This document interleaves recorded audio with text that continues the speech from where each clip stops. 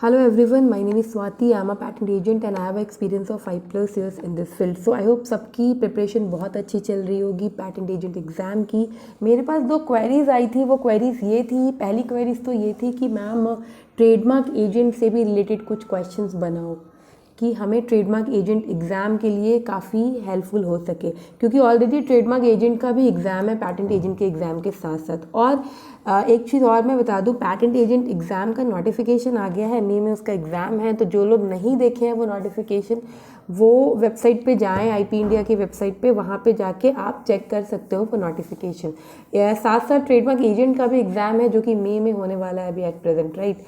सो अभी एक क्वेरीज और थी कि मैम जो सेक्शंस होता है, फॉर्म्स होता है, तो क्या हम उसको अपनी ओन लैंग्वेज में लिख सकते हैं क्या? नहीं, बिल्कुल नहीं लिख सकते. देखो, अगर फॉर्म की बात हो रही है, अगर आप कोई एडिशनल, जैसे कोई भी फॉर्म जिसके लिए भी होता है, राइट, तो आपको वही चीज़ लिखनी है जो वहाँ पे मेंशन होता है. आप अपने ओन लैंग्वेज में क्या लिख सकते हो? अगर कोई सेक्शंस है तो उसको आप अपने ओन लैंग्वेज में लिख सकते हो, बशर्ते रूल्स, ये सब चीज़ आपको याद होना चाहिए, कौन सा रूल, कौन सा सेक्शंस इसमें अप्लाई हो रहा है, वहाँ पे आप कर सकते हो. लेकिन इन सब चीज़ों में जो एक्यूरेट हो, जैसे फॉर्म्स है, अब फॉर्म 1 क्या है, फॉर्म 2 क्या है, वो आप अपनी लैंग्वेज में नहीं लिख सकते हो. वो एक्यूरेट इंडियन पैटेंट एजेंट की जो बुक है, बेयर एक्ट की जो बुक है, उससे रिलेटेड ही आपको वो चीज़ें लिखनी होगी. चलिए आज कुछ क्वेश्चन डिस्कस करेंगे. एक क्वेश्चन है कि मैक्सिमम टाइम लिमिट कुछ एक्टिविटीज़ के लिए कितनी होती है. This is very important activities for your patent agent exam, right? The first activity is for filing a PCT national phase application in India, and what is the maximum time limit for this activity? So when you file a PCT national phase application in India, the time period is 31 months, right? Second is for putting an application in order for grant.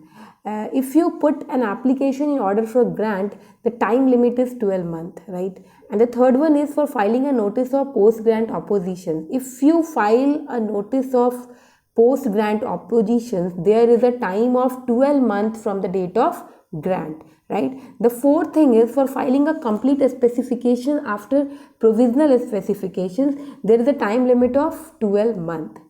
Next, for filing an information regarding foreign filing by the applicant. So for that, the time period is for 6 months. The next one is for withdrawing the application in order to avoid the publication US 11A. The time period is 3 months before, right? Next, for filing representation by way of opposition US 25(1), the time period is 3 months. Okay. Next, for filing a reply statement and evidence UR 58 in an opposition processing US 25(2), the time period is 2 months.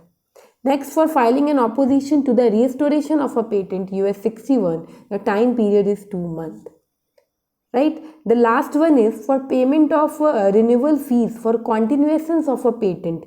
The renewal fees is paid every year on due date or extended period of 6 months. So this is a very important time limit for some activities जिसको आपको याद रखना है. This is very important, जो आपके इस exam के लिए काफ़ी हेल्पफुल हो सकता है, राइट? तो ये चीज़ें, ये टाइम लिमिट्स आपको बिल्कुल याद रखना है.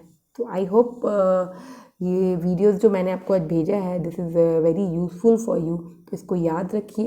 Thank you.